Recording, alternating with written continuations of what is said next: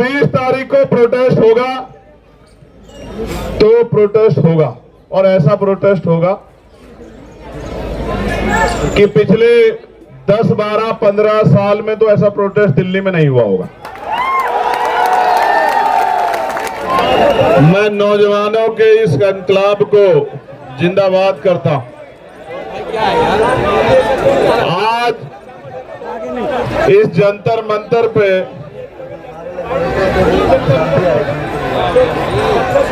मैं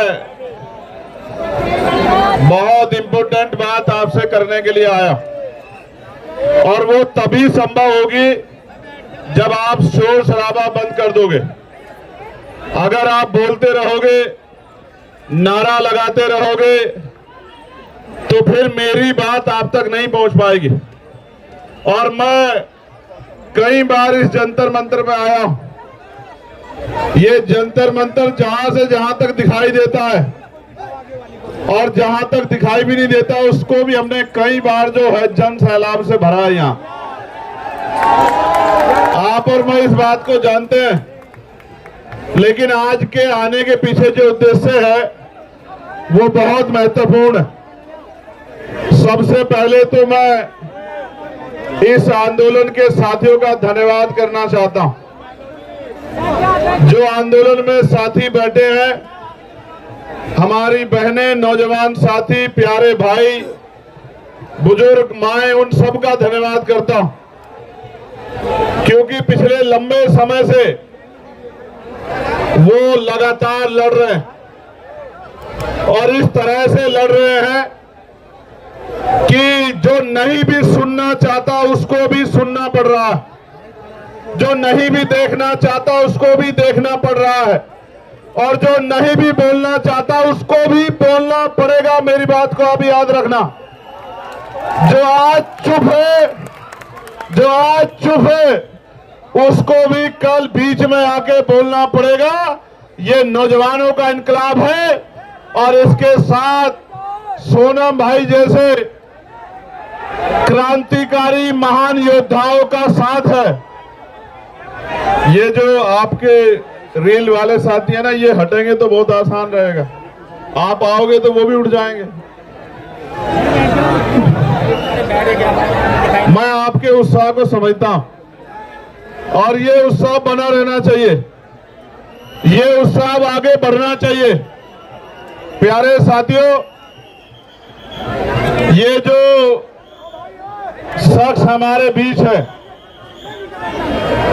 सोनम सर,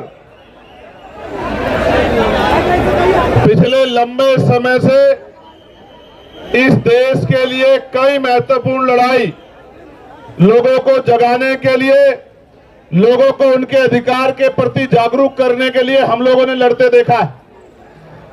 और अच्छी बात यह है कि वो अपने लिए नहीं लड़ रहे हैं, ना उनको नौकरी चाहिए, ना उनको कोई पेपर देना, ना उनको कोई नौकरी चाहिए सरकारी, ना उनको कोई पेपर देना है। और अगर वो अपनी जान को दांव पे लगा के यहां बैठे हैं और हटाए से नहीं हट रहे, इस बात का इनकलाब है, इस बात की चेतावनी है हुकूमत को कि अब ज्यादा दिन तक उनकी डिक्टेटरशिप चलने वाली नहीं है, उनको फैसला लेना पड़ेगा। मैं तो देख रहा था जहां लोग अपनी लड़ाई नहीं लड़ते, जहां लोग अपनी समस्याओं में नहीं खड़े होते, मुझे सहयोग से यह भी कहना पड़ेगा, इस देश के नौजवानों को अपने बारे में सोचना चाहिए, सोचना चाहिए उन्हें अपने बारे में। आज वो इसलिए घर से बड़े पैमाने पर नहीं निकल पा रहे हैं क्योंकि घर के लोगों को लगता है कि अगर वो जाएंगे तो किसी मुसीबत का सामना करना पड़ सकता है। अगर आप अपनी लड़ाई अपने आप नहीं लड़ोगे तो आपकी लड़ाई कौन लड़ेगा। मैं पूरे धन्यवाद देता हूं इस मंच को, वो हमारी बहनें, हमारे भाई जो बैठे हैं भूख हड़ताल पे, अनशन पे, जो डटे हुए बारिश में, तूफान में, गर्मी में, सर्दी में। और मैं खुद आंदोलनकारी, मैं जानता हूं कि जब कोई आंदोलन करने निकलता है तो उसको कितनी तरह का सामना करना पड़ता है, उसमें सवाल खड़े किए जाते हैं, उसकी नैतिकता को गिराने के लिए प्रयास किए जाते हैं, उस पर आरोप लगाए जाते हैं। कि इनको फंड कहां से मिल रहा है, इनको सुविधा कहां से मिल रही है। ये इस पार्टी से ऑर्गेनाइज है, ये इस संगठन से ऑर्गेनाइज है।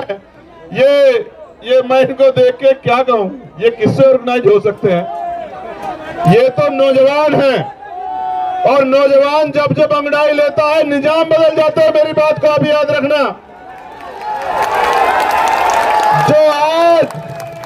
जो आज चुप हैं उनको कल तय करना पड़ेगा। ये लड़ाई किसी दल की नहीं है, ये लड़ाई भारत के युवाओं की लड़ाई है। और जो लड़ रहा है उसको भी लोग देख रहे हैं, और जो चुप है लोग उसको भी देख रहे हैं।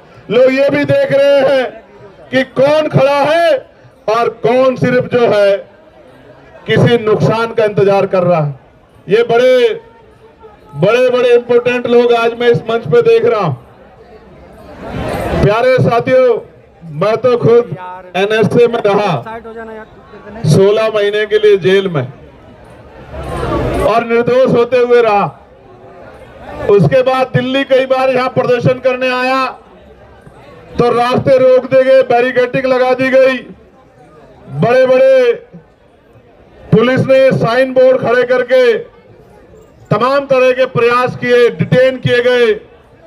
लेकिन जब कोई क्रांतिकारी किसी अच्छे मकसद के लिए निकलता है, किसी जंग के लिए, किसी लड़ाई के लिए निकलता है, किसी संघर्ष के लिए निकलता है, ये छोटी मोटी दीवारें उनको रोक नहीं सकती।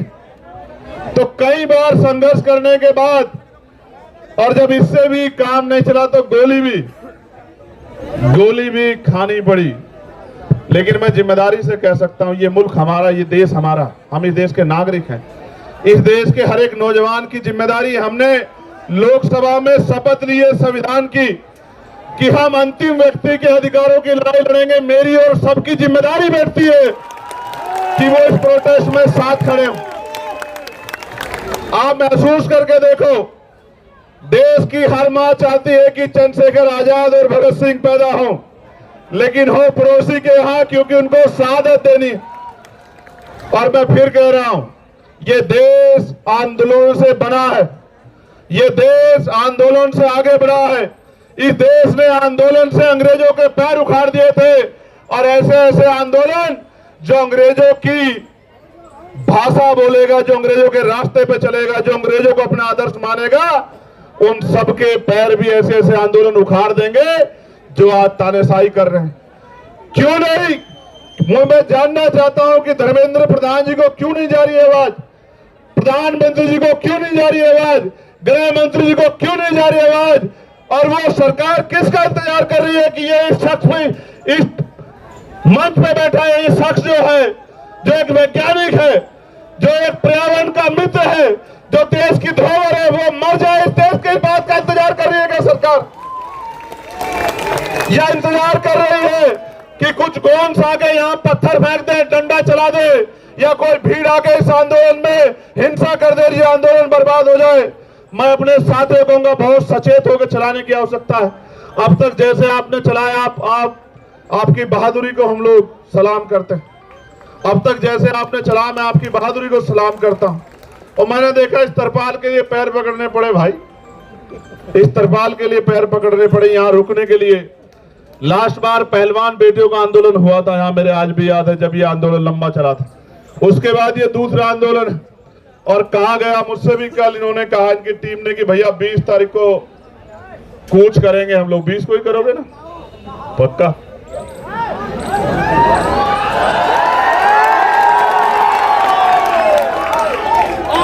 तो लिखो, नोट करो कि 20 तारीख को कूच करेंगे। मेरी बात को आप याद रखें। मैं 20 तारीख को ही आता, मेरा भरोसा करो, मैं 20 तारीख को ही आता। मैंने किसी को कहा भी नहीं आने के लिए, आप जानते हो, मैंने किसी से नहीं कहा कि आ जाओ, लेकिन इनकी वजह से आना पड़ा, इनकी वजह से आना पड़ा। मैंने इनसे कहा कि जाओ, उनसे कहो कि वो अनशन त्याग दे, देश को उनकी जरूरत है, युवाओं को उनकी जरूरत है। और इन्होंने कहा कि वो तो नहीं मान रहे। मैंने इनसे कहा मेरा संदेश देना कि उनका भाई इनसे कह रहा है कि त्याग दो। तो संदेश ये आया कि नहीं, वो नहीं छोड़ रहे अनशन। तो मैं आज इनसे नहीं कहूंगा अनशन छोड़ो, मैं बिल्कुल नहीं कहूंगा। मेरे आज भी याद है जब शहीद आजम सरदार भगत सिंह जेल में थे, उनके पिताजी चले गए एप्लीकेशन लेके अंग्रेजों के पास कि इनकी सजा माफ कर दी जाए। तो मुझे याद है शहीद आजम सरदार भगत सिंह जी के वो शब्द अपने पिता से जब उन्होंने कहा कि आज आपने मेरी पीठ में छुरा घोंपा है, जिनके खिलाफ मैं लड़ रहा हूं, आपने उनके आगे कमजोर पड़ने का काम किया। आज आपने मेरे आंदोलन को कमजोर किया, मेरे संघर्ष को कमजोर किया। तो मैं लड़ने वाला व्यक्ति हूं, मैं इनका संघर्ष कमजोर नहीं करूंगा। अगर इनको कुछ होगा तो इसका खामियाजा इस सरकार को भुगतना पड़ेगा। मेरी बात को आप याद रखना। हमें इनको मनाने की जरूरत नहीं है कि ये अनशन त्यागे। देश की सरकार से सवाल पूछने की जरूरत है कि वो इस डिक्टेटरशिप को क्यों कर रही है। जो शिक्षा मंत्री पेपर नहीं बचा सकता है, वो युवाओं का भविष्य कैसे बचाएगा, इस बात का जवाब शिक्षा मंत्री जी को देना पड़े। मैं फिर आपसे कह रहा हूं, ये आंदोलन युवाओं के भविष्य को बचाने के लिए, और मैं देश के हर एक युवा से कह रहा हूं, जब ये लड़ सकते हैं जिनको नौकरी नहीं चाहिए, जिनको पेपर नहीं देना, तो आप भी लड़ सकते हो। इसे इतना बड़ा करो आंदोलन को, क्योंकि ये लोकतांत्रिक व्यवस्था है, ये संवैधानिक देश है। जब आंदोलन बड़ा होगा, मैं गारंटी से कहता हूं कि सरकार झुक जाएगी। हमने पहले भी सरकार को झुकते हुए देखा। किसानों की शहादतें याद करते हुए मैं कहना चाहता हूं, किसानों को नमन करते हुए हमने सरकार को झुकते हुए देखा है। ये तो एक केंद्रीय मंत्री के पद से इस्तीफे की बात, ऐसे कितने ही मंत्रियों को लगातार इस्तीफे देने पड़ेंगे जब जनता खिलाफ हो जाएगी। मेरी बात को आप याद रखें। कुर्सी तो है, धर्मेंद्र प्रधान जी को मैं कहना चाहता हूं, सुनो भाई, कुर्सी तो है, आपका जनाजा थोड़ा ही है। अगर कुछ कर नहीं सकते तो छोड़ क्यों नहीं देते, क्यों चिपक के बैठे? अगर ये खलल डाल रहे हैं, एक बार जो कह दिया जाए वो माना जाए, उसके बाद दोबारा कहना पड़े तो ये अनुशासन के बाहर। अगर आप कुर्सी पे बैठ के कुछ कर नहीं सकते, देश के युवाओं का भविष्य नहीं बना सकते, तो आप कुर्सी छोड़ क्यों नहीं देते सर? क्यों चिपट के बैठे हो? जब देश के युवाओं को आप जैसा शिक्षा मंत्री चाहिए ही नहीं है, तो काहे को चिपक के बैठे हो? सवाल ये है, सरकार अगर 3 किलोमीटर की बात नहीं सुन रही है तो क्या 300 किलोमीटर की बात सुन सकती है? सरकार सुनना नहीं चाहती है, सरकार सुन के इग्नोर कर रही है। जवाब दो। उनको लगता यह है कि ऐसी अफीम चाट रखी है लोगों ने, कितने दिन याद करेंगे। और ये सच भी है, ये सच भी है। मैं बहुत कड़वी बात कह रहा हूं, जिनके बच्चों के लिए यहां लड़ा जा रहा है, वो माँ बाप घर में इसलिए बैठे हैं कि उनके बच्चों से कोई सवाल उनके बच्चों के फ्यूचर पे ना जाए। आपके बच्चों का फ्यूचर है ही कहां भाई? पैसे वाले लोग पेपर लीक करा लेंगे, जिनके जो पावर स्ट्रक्चर से जुड़े हुए लोग हैं उनको पेपर पहुंच जाएगा, तो किसको नुकसान होगा? उसी को ना जो मेहनत कर रहा है, वो किसी भी जाति का हो, किसी भी धर्म का हो। तो ये फिर न्याय, फिर ये अवसर की समता, निष्पक्षता कहां बची? मैं तो उन बहादुर बहनों का भी धन्यवाद करता हूं, उनके हौसले का भी धन्यवाद करता हूं जो डटी हुई। जहां नौजवान घर में बैठ के रील देख रहा है, वहां मेरी बहादुर बहनें आंदोलन कर रही है। मैं दिल से धन्यवाद करता हूं। 20 तारीख को आओगे नहीं आओगे बताओ?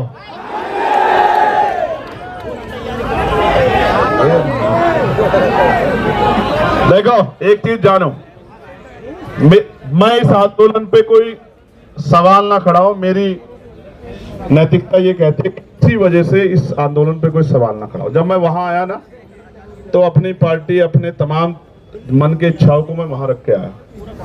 किसी भी पवित्र आंदोलन पे सवाल किसी की वजह से नहीं खड़े होने चाहिए। हर व्यक्ति की जिम्मेदारी बैठती है, वो किसी भी पार्टी का हो।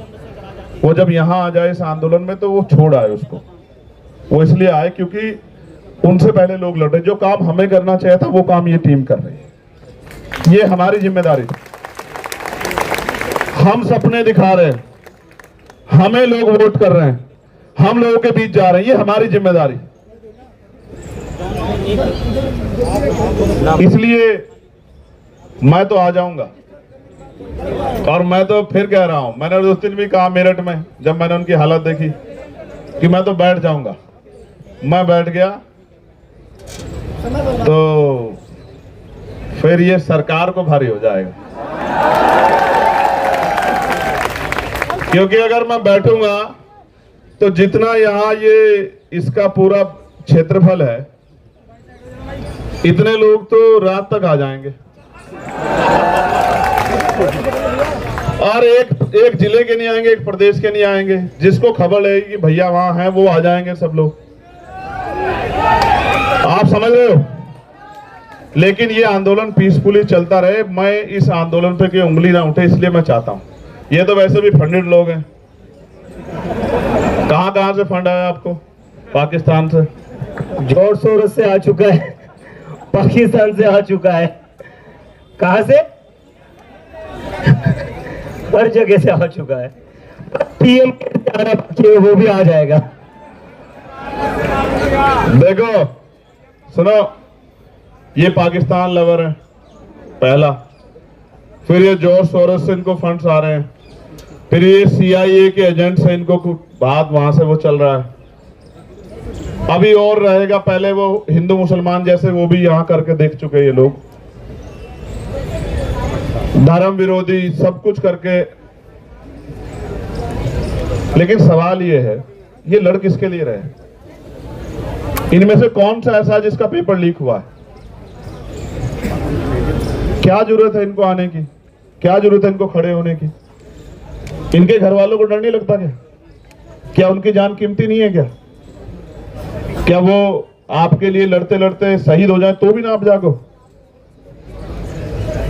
आपको याद है सरदार भगत सिंह क्यों फांसी का फंदा चूमना चाहते थे?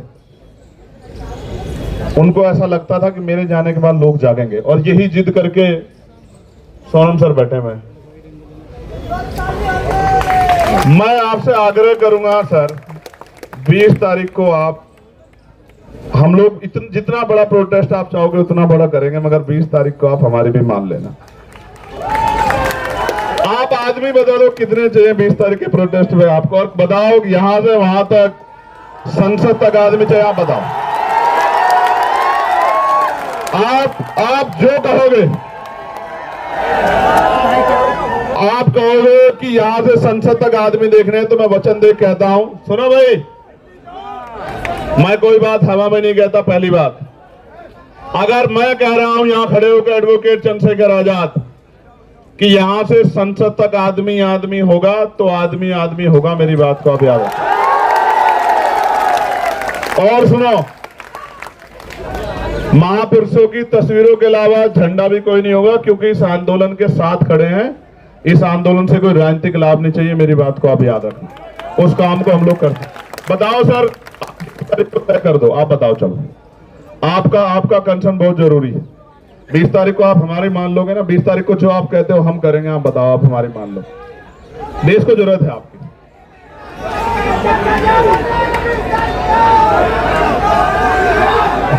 आप 20 तारीख को हम कर रहे, आप चाहते हो 20 तारीख को हम लोग जीत जाएं? आप बताओ पहले, मैं क्या चाहता हूं? मैं चाहता हूं ना, हमें हमारा जो है मजबूत पिलर भी हमारे साथ रहे, खड़े रहे, डटे रहे।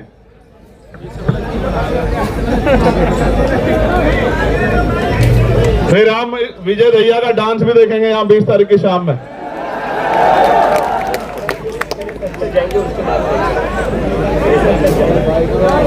अगर हमारा प्रोटेस्ट सफल हो गया तो फिर आप शाम में हमारी बात मान लोगे? पक्का? ये डांस दिखाएगा शाम में, विजय डांस करके दिखाएगा शाम में। विजय आपका नाम? देखो, 20 तारीख को प्रोटेस्ट होगा तो प्रोटेस्ट होगा, और ऐसा प्रोटेस्ट होगा कि पिछले 10, 12, 15 साल में तो ऐसा प्रोटेस्ट दिल्ली में नहीं हुआ होगा। कारण क्या है? कारण क्या है? ये जिनके लिए लड़ रहे ना, उनको भी नहीं पता कि ये उनके लिए लड़ रहे हैं। यहाँ तो मीडिया बहुत कुछ तय कर देता है। वो सुई के बराबर इस आंदोलन में इनके मन का खोट ढूंढ रहे हैं। वो ये चाहते हैं एक इतना सा इनके खिलाफ कुछ मिले जिसको वो बता सके कि ये आंदोलन एंटी नेशनल है, ये भारतीय संवैधानिक व्यवस्था को डिस्टर्ब करने के लिए किया जा रहा है। मैं यहीं पल पड़ा हूं, यहीं संघर्ष किया। मैंने जेएनयू के बच्चों पे चलती लाठियां भी देखी, मैंने डीयू के बच्चों पे चलती लाठियां भी देखी, मैंने यहाँ एनआरसी से लेके तमाम आंदोलन देखे, और मैंने खुद बताया ना, मैं निर्दोष होते हुए 16 महीने जेल में रहा। जब मुझे बेल मिली तो मेरे ऊपर एनएसए लगा दी रात को 2:30 बजे। हम भरोसा करते हैं लोकतांत्रिक व्यवस्था में, संवैधानिक व्यवस्था में, अपने जो गवर्नमेंट के इंस्टीट्यूशन है उनमें भरोसा करते हैं। हमें लगता है अगर कोई नहीं सुनेगा तो कोर्ट सुनेगी, तो जब कोर्ट से बेल मिलती है तो फिर एनएसए लग जाता है। कहां जाएंगे हम लोग? हम यही आंदोलन कर सकते हैं। और जिनको लगता है आंदोलन से कुछ नहीं होता, मैं आपको फिर कह रहा हूं, 2 दिन पहले हम लोग मिले थे, मैंने इनसे कहा था कि आप बहानो मेरी बात को कि बहुत कुछ होगा, बहुत कुछ होगा, बस आप डटे रहो। और मैंने इनसे कहा कि 20 तारीख तक डटे रहना। मैं प्रार्थना करता हूं महापुरुषों से, कुदरत से, प्रकृति से कि वो 20 तारीख तक इस आंदोलन को और मजबूत करे, स्वस्थ रखे, क्योंकि 21 तारीख की सुबह बहुत सुनहरी होगी भारत में। मेरी बात को आप याद रखें। और मैं इस मंच से कहना चाहता हूं कि जो घर है, चुप है, सो रहा है या जानबूझ के सोने की एक्टिंग कर रहा है, एक बहुत बड़े चिंतक ने कहा है कि कुछ लोग सिर्फ इस वजह से नहीं लड़े कि कहीं वो मर ना जाए, लेकिन सच यह है कि एक दिन मरना सबको है।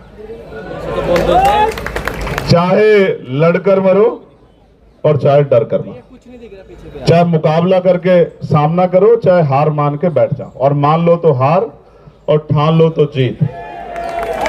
और सिर्फ सांसों का रुकना मौत नहीं होती, जिनका जमीर मर जाता है वो भी मर जाता है।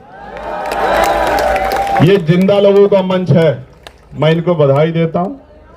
हम और हमारी पूरी टीम आपके साथ खड़ी है। जो यहां से मुझे आज सुनेगा, मैं निमंत्रण नहीं भेजूंगा, ना मैं फेसबुक के जरिए आपसे अपील करूंगा। 20 तारीख को मैं यहां मिलूंगा, पार्लियामेंट चलेगी। मैंने भी कोई कमिटमेंट किया। मैं टिहरी जा रहा था तो पुलिस के भाइयों ने मेरा बड़ा सम्मान किया, मेरी शर्ट फाड़ दी। तो मैंने वादा किया था कि 20 तारीख को मैं उस फटी शर्ट को पहन के देश की पार्लियामेंट में जाऊंगा, बताने के लिए, ये बताने के लिए नहीं कि मुझे लाठी लगी है या मेरी शर्ट फाड़ दी गई है। जब हम संघर्ष करने जाएंगे तो मिठाई तो नहीं मिलेगी, लेकिन ये बताने जाऊंगा कि सत्ता कितनी तानाशाह हो गई है। वो 3 किलोमीटर की आवाज को भी नहीं सुनती और 300 किलोमीटर की आवाज को भी नहीं सुनती। और हमें भरोसा है इस देश की महान न्यायपालिका पे कि वो हमारे दर्द को सुनेगी। एक दिन पहले पेपर लीक की खबर आती है, जब बच्चा अपना पूरा मन बना के हिम्मत करके पहुंच गया सेंटर पे, और जब वो खबर आती है तो वो ऐसा हो जाता है उसको जैसे उसकी शरीर की हिम्मत टूट गई हो। और मेरे आज भी याद है ना, पेपर के समय हम लोगों ने भी बहुत पेपर दिए हैं विजय, तो रुकने की जगह ढूंढते थे, किसके यहाँ रुकेंगे, किसके यहाँ खाना खाएंगे। दूसरे शहर में जाना मिडिल क्लास परिवारों के लिए, गरीब बच्चों के लिए आसान थोड़ा ही। और जब जा रहे हैं तो पता लग रहा है पेपर लीक हो गया है या घोटाला हो गया है। आप समझो ना क्या कर रहे हो आप देश के साथ। और जिस देश में 94,000 स्कूल बंद हो गए हों पिछले 10 साल में, और लाखों की संख्या में शराब की दुकानें खुल गई हों, और जहां टीचर को आदेश दिया जाता हो कि भूसा इकट्ठा करके लेके आओ, क्योंकि गौशाला में गाय भूखी नहीं रहनी चाहिए। मैं मानता हूं कि गाय भूखी नहीं रहनी चाहिए, सरकार के पास बहुत बजट है, लेकिन टीचर इसलिए नहीं है कि वो भूसा इकट्ठा करे, उसको बच्चों का भविष्य बनाना। क्या मजाक कर रहे हो आप लोग?